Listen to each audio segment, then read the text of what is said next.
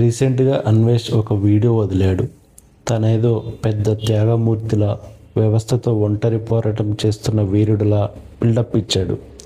నా మీద లుకౌట్ నోటీసా అంటూ దేశ నాయకుల మీద ఉన్న కేసుల లిస్టు తీశాడు. అన్వేష్, నీ లాజిక్లు వినడానికి వినోదంగా ఉన్నాయేమో కానీ చట్టం ముందు అవి చిత్తు కాగితాలతో సమానం.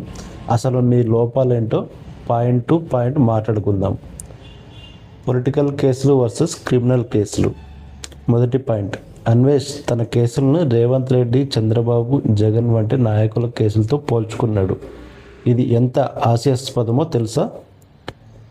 లాజిక్, రాజకీయ నాయకుల మీద ఉండేవి పబ్లిక్ కేసులు. అంటే ప్రజా సమస్యల మీద ధర్నాలు చేసినప్పుడు, పర్మిషన్ లేకుండా సభలు పెట్టినప్పుడు వచ్చేవి. కానీ అన్వేష్, నీ మీద ఉన్నవేంటి? మతపరమైన మనోభావాలను దెబ్బతీయడం, ఐపీసీ 295A, మహిళలను అసభ్య పదజాలంతో దూషించడం, సైబర్ బుల్లీయింగ్.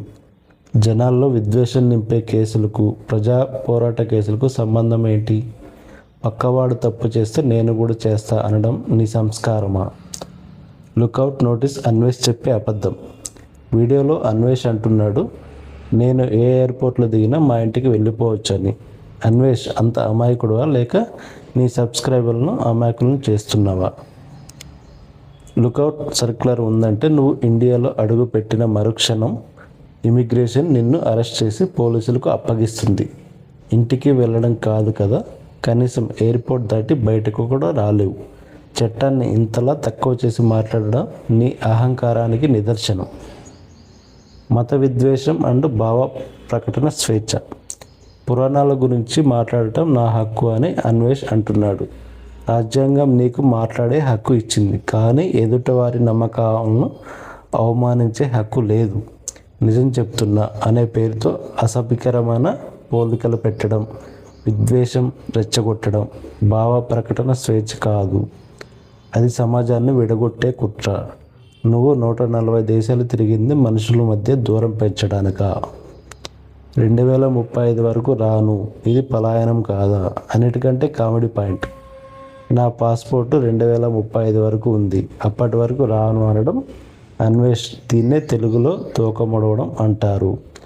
నీ దగ్గర నిజంగా అంత స్ట్రాంగ్ లాయర్లు ఉంటే, నీ వాదనలో అంత నిజం ఉంటే ఇండియాకు వచ్చి కోర్టులో నిరూపించుకో. విదేశాల్లో దాక్కొని అక్కడ సురక్షితంగా ఉంటూ ఇక్కడ వ్యవస్థల మీద సవాలు విసరడం హీరోయిజం అనిపించుకోదు. ఇది చట్టం నుండి తప్పించుకునే భీరుత్వం మాత్రమే. అన్వేష్, నువ్వు చేసే 99 మంచి పనులు నువ్వు చేసే ఒక పెద్ద తప్పును సమర్థించలేవు. ట్రావెలింగ్ ఆపేసి బత్తాయిలను పిసుకుతా అని అంటే అర్థం ఏంటి?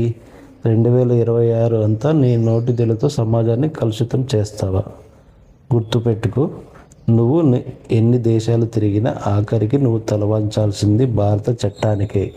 సబ్స్క్రైబర్స్ ఉన్నారని అహంకారంతో మాట్లాడితే అదే సబ్స్క్రైబర్ నిన్ను ఇంటికి పంపిస్తారు. ఫ్రెండ్స్, ఇలాంటి బాధ్యతారహితమైన మాటలను, చట్టాన్ని లెక్క చేయని ధోరణిని సపోర్ట్ చేయకండి. న్యాయం ఎప్పుడైనా గెలుస్తుంది. జై హింద్.